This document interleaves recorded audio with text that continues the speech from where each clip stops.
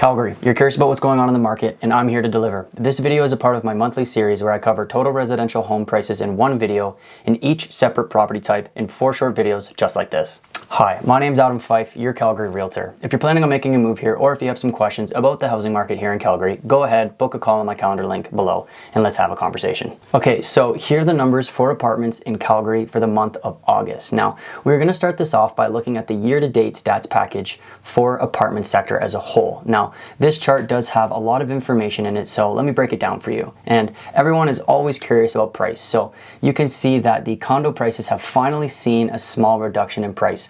For the first time this year, actually, condos have been pretty hot this year. So even though that the prices have reduced by about $1,000, you can see that the sales have slightly increased from last month, while new listings and inventory have fallen slightly. All in all, the condo market is doing exceptionally well compared to other property types here in Calgary. You can see that the days on market have increased to 44 days, which indicates to me that we will continue to see some price reductions in the coming months. Now, this month of sales, even though it slowed down from March and April highs, it still actually outperformed every single month from last year. Next, I really like this graph because you can clearly see a run up in price and then it level off pretty quickly with the rising interest rates. Now, this property type has weathered the fast increase in interest rates the best. This is the first month in the past year that we've actually seen a decrease where the detached sector and other sectors started seeing decreases back in May and June. Not only that, but you can see that the blue bars are inventory and the green bars are sales. You can see that the sales have somewhat leveled off where inventory has actually dropped, which is really good to see. That means that there are fewer people putting up their condos for sale, which should help slow down that price reduction in the condo market.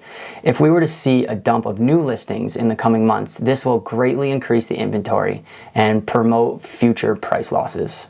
Let's start to break this down into quadrants to see how each area of Calgary is holding up. Now, there's a lot of good information here. You can see that the sales to new listing ratio in Calgary Northwest, West, and South are all over 90%, with the West actually selling more units than were listed that month.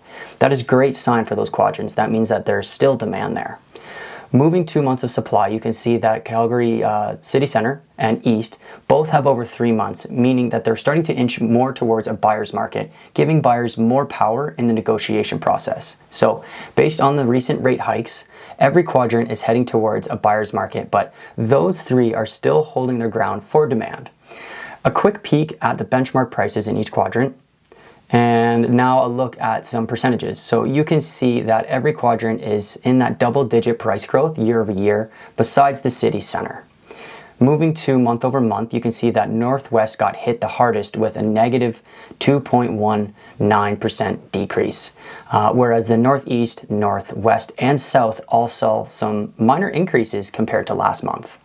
You can see that the year-to-date sales this year have actually outpaced the sales in 2014, which is great to see because 2014 was a very hot year for those of you who can actually remember that. Now, of course, it does not make up for the previous 7 years of standstill, but it's still a good sign regardless for this sector. There are a whole lot of sellers that were waiting for something like this to happen as they were almost stuck with their overpriced units for the past 6 years. So luckily for them, this was the year that they finally got to get rid of that product, and we saw a lot of that happening. But that's all I got for you folks. Make sure to subscribe for this high quality insight. Book a call with me as my calendar link is below. We can dive into these numbers a little bit more in detail as there is so much to still unpack here. If you haven't already, make sure to check out the channel for other relatable content. So until next time, peace.